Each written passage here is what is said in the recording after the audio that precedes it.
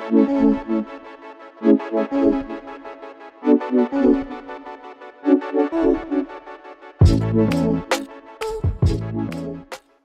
is up, guys, and welcome to another video. So as you can tell, today is going to be a paint with me video, and I figured I would answer some of your questions since the other day I did a Q&A thing on my story and just invited you guys to ask some questions that I'll answer, and I got a lot of similar questions, so I figured I'd answer the most common ones here.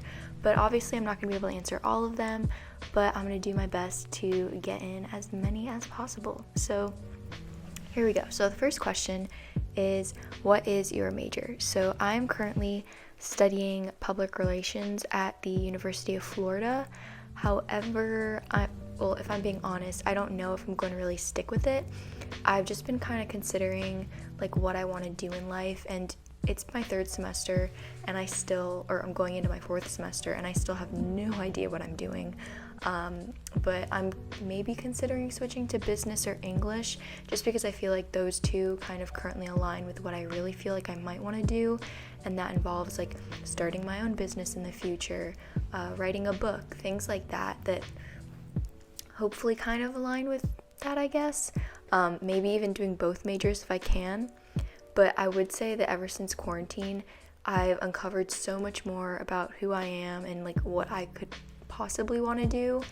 And like I would love to have my own plant-based cafe in LA, and again like write a book and start my own business, travel, and all that kinds of stuff. So I'm just trying to figure out like what major could align with that, if that makes any sense. But yeah, that's my current major, public relations. I don't know if I'm gonna stick with it, but yeah.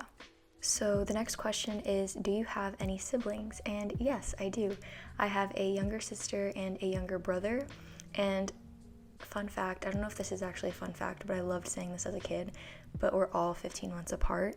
So in a way, it kind of makes me feel like we're all just friends instead of siblings, if that makes sense, because we can all relate to one another because we're all like kind of going through the same thing at the same time. But yeah, anyway, I would love to do a video with them, but they don't like being on camera, so it's pretty sad, I know. But next question is, do you still struggle with negative thoughts? And I would say, obviously, of course, I'm human. I am not 100% positive all the time, but I would say there are definitely times when they are more prevalent than others. But if I'm comparing it to my mental state earlier in this year and all the years prior, I can definitely say that the thought patterns have shifted, and it's a lot easier to bounce back whenever I find myself in a slump. I say this so many times, but definitely taking on new hobbies and developing new passions over quarantine, such as painting and reading, really helped me build a sense of self-worth outside of food and my body, and it also made it easier to combat the negative thoughts when they did arise. So if you're struggling with the negative thoughts, I highly, highly recommend taking on new hobbies and finding other ways to occupy your time and just finding things that you enjoy. Okay, so speaking of hobbies, this brings about the next question, which is how to develop a reading routine and my favorite young adult books. So I think the best advice I could give is to just start. Like, take 30 minutes at the beginning or end of your day and just pick up something you're interested in and make it something you'll look forward to doing. I was actually reading a book called Atomic Habits, and I totally recommend it if you're looking to develop new habits, and I'll leave a link to it in the description box. But anyway, the author mentions how a great way to develop a habit or a new routine is to surround yourself with like-minded people. So especially over quarantine, when I was getting into reading again, I was surrounding myself in a reading community. So I was on Book Talk, I was like constantly watching those videos, and I was also like on Instagram, like following different book accounts, and meeting so many like-minded people who loved books as much as me made it so much easier to stick to a reading routine and encouraged me to read even more. So as for my favorite young adult books, topping the list would have to be a tie between the ACOTAR series by Sarah J. Maas and the Carval series by Stephanie Garber. However, if you like lots of spice in your books, I definitely 100,000,000% recommend From Blood and Ash by Jennifer L. Armentrout, because it is so good. And currently I'm reading Serpent and Dove by Shelby Marin, I think is her last name, which is really good as well. I think you'll like it if you've ever seen Chilling Adventures of Sabrina on Netflix and you really enjoyed that. I think you'd like this book and this series as well. I'm currently on the second book of the series, so yeah. Okay, so this next question is, am I vegan or plant-based? Now, I wasn't necessarily sure how to address this question, but the short answer is that I consider myself more plant-based than vegan, and I was vegan for the past 4 years, ever since 2017, and I will say that there was a time where I did take it to an extreme and an unhealthy way, but for me right now, I've found the best thing for my mental well-being is to practice living with no food labels or food rules. And if anything, this journey has taught me that a vegan lifestyle isn't for everyone, and I wouldn't expect everyone in the world to become vegan in a day. And it all depends on the person's life situation or what season they might be in their life. And for me and my current situation, following an 100% vegan diet just isn't ideal for me. Health-wise, I've just been experimenting to see what makes my body feel its best. However, that's not to say that I don't still eat vegan meals. I would say that my diet is pretty much mostly vegan, except for occasional times where I might have fish or eggs if I feel like my body's craving it. And I think the hardest part amidst it all has just been for the ethical reasons, I think it's been really hard to honor my body's cravings with those thoughts like lingering in the background.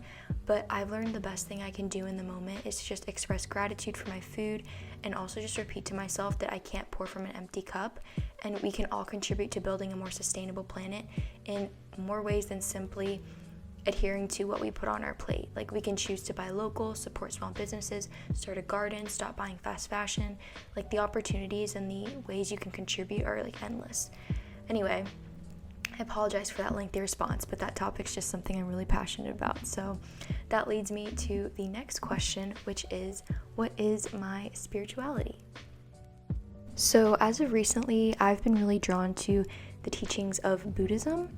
I've always kind of felt a connection to the practice, and it's definitely something I would like to learn more about. But regardless, I just also wanted to point out that developing a spiritual practice was something that played a huge role in my recovery and the improvement of my overall well-being and mental health. Because I remember back when I was immersed in the depths of my eating disorder, I had little to no motivation to recover, because at that point I felt like I had no connection to anything and therefore had no purpose. And developing a spiritual practice really gave me that sense of purpose, and that's why I would definitely recommend to anyone to dive into their spirituality. It doesn't even have to be a specific religion, but it could just be practicing being with yourself, meditating, expressing gratitude for things around you, and just knowing that the universe is looking out for you. Next question is, what is your sun, moon, and rising sign? And I love this question. So my birthday is March 3rd, so I am a Pisces sun, a Gemini moon, and an Aries rising. And if you're into astrology and zodiacs, I highly, highly, highly recommend getting the CoStar app and watching the Universal Intuition on YouTube. I absolutely love her tarot readings, and they're always so on point and spot on. And one of my goals actually is to get more into tarot. So if you guys would think that's something you'd be interested in joining me on, definitely let me know. But yeah, so the next couple questions actually are more recovery based, since I also got a lot of recovery questions. So I figured I'd answer them here. So one of the first ones was weight gain in recovery and how to deal with it. So I would say almost everyone has this fear on some level when it comes to approaching recovery. And I first want to tell you that this fear is 100% valid.